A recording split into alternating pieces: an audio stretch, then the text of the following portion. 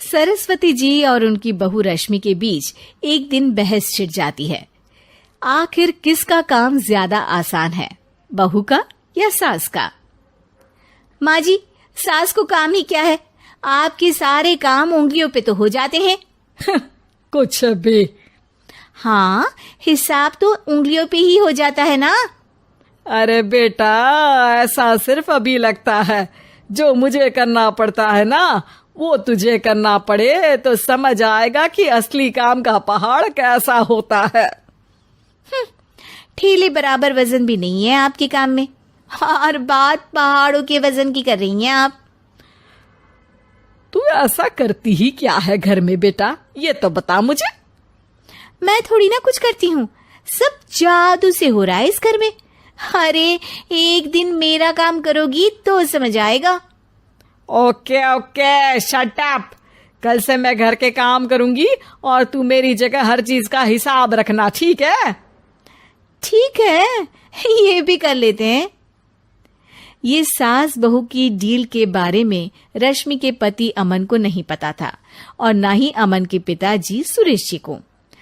पर गेहूं के साथ साथ जैसे घुन भी पिस जाता है, ये दोनों भी पिसने वाले थे। सुबह अमन उठकर रेडी होता है ऑफिस जाने के लिए, तो पता है उसके कपड़े नहीं निकले हुए हैं। अरे रश्मि, तुमने मेरे कपड़े नहीं निकाले? अपनी माँ से पूछो ना, उन्हीं का काम है ये। अमन अपनी माँ के पास जाता है। अब मेरे कपड़े आज आप देने वाले हो क्या माँ? हाँ, देना तो मुझे ही चाहिए, पर तेरी बहू ने कपड़े धोने ही नहीं डाले, तो कोई भी धुला हुआ कपड़ा नहीं है बेटा। हैं? ऐसा क्यों? कपड़े तो धोने आप ही देते हो ना माँ? अरे बहू ने तुझे बताया नहीं, अब हम अदल बदल गए हैं। मैं अब बहू और तेरी बीवी सास। अमन परेशान हो गया। वो बिना इस्त्री के कपड़े पहनकर ऑफिस चला गया।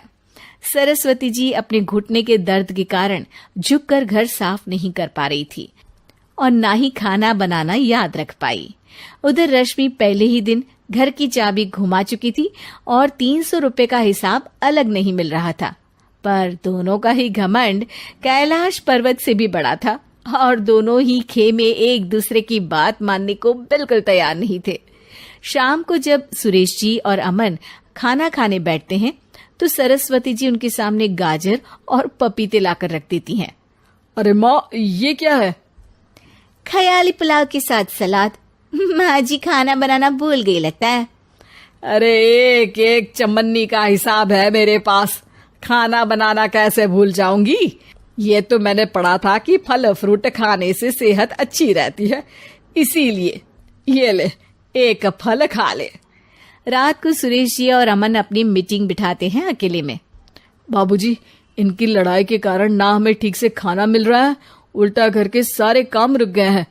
हाँ बेटा, 2 भैंसों की लड़ाई में बेचारे खेत के पौधों का भी नुकसान हो रहा है। पर पापा, क्या बताऊं आपको, मैंने माँ को इस महीने की 2 तारीख को बिजली के बिल के पैसे दिए थे। आज बिल भरने के लिए मांगने गया तो पता चला कि रश्मि उन पैसों से गैस सिलेंडर ले आई। अच्छा, तो सिलेंडर के पैसों का क्या हुआ? अब सिलेंडर के तो कोई पैसे नहीं थे बाबूजी, हमारे घर पर गैस की पाइपलाइन लगी है ना। बेटा, इन दोनों का कुछ करना पड़ेगा, नहीं तो अपने घमंड के चक्कर में पूरा घर बर्बाद कर डालेंगी ये दोनों। अमन और सुरेश जी काफी सोच विचार के बाद एक निष्कर्ष पर पहुंचते हैं।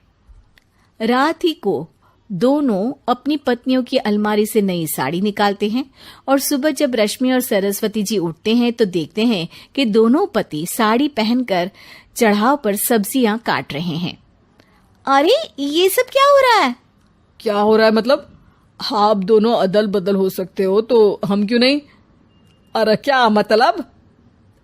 नहीं नहीं, मेरी भी बचपन से किसी की बहू बनने की इच्छा थी, तो आज से सरस्वती तुम बड़ी बहू, मैं मिडल बहू और अमन छोटी बहू। अरे लेकिन सब घर पर बैठ जाएंगे तो कमाएगा कौन?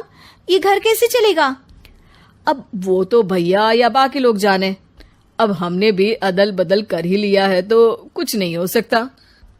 रश्मि और सरस्वती जी को समझ में आ जाता है कि उन दोनों की आपस की डील की वजह से इन दोनों को बहुत तकलीफ हो रही है और उनके ईगो ने दूसरों को कितनी यातनाएं दी है। अब असल में माँ जी आप सही थी, सास बनना बहुत मुश्किल है। अरे हाँ बेटा, और तू भी, मुझसे तो नहीं हो पाया सब घर के काम, वापस बदल ले क्या? हाँ हाँ बिल्कुल माँ जी, और अब आप दोनों भी बदल लीजिए, कोई आ गया तो आप दोनों को देखकर क्या सोचेगा। अच्छा है, आप दोनों के समझ में ये बात तो आई। मैं फटाक से कपड़े बदल लेता हूँ।